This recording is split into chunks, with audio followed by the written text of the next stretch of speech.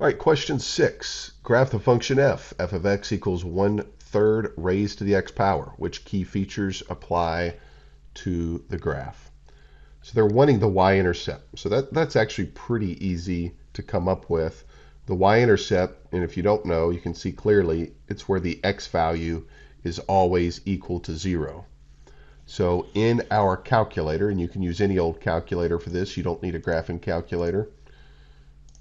What is 1/3 raised to the 0 power? Hopefully you don't have to put that in the calculator, but I'm going to go ahead and do that anyway. 1 divided by 3 raised to the 0 power. Anything raised to the 0 power is 1. So we know the answer is not A, because it has a y-intercept of -1, and it's not C, because it also has a y-intercept of -1.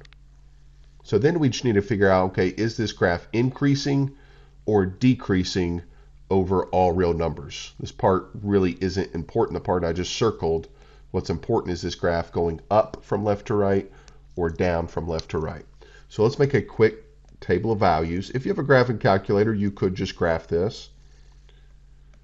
I'm going to pick -1, 0, and +1. We already know when you substitute 0 for x that you get 1 for y. So now let's check and substitute -1 for x.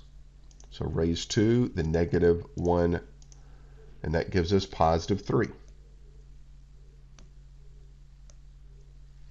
And then anything raised to the first power, so 1/3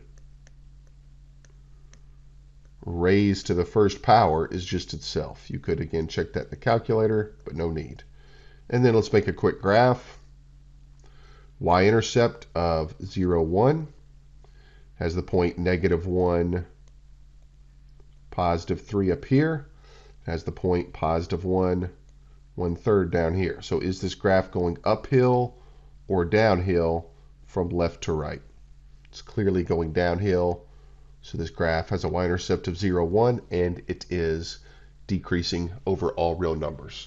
In the graphing calculator, again, these are easy to find online. Just Google graphing calculator, and you can find one not exactly like this, but the buttons are usually in the same spot. And you can graph it, and you can see a basic shape of what we just drew there. It's going downhill from left to right, so decreasing makes sense.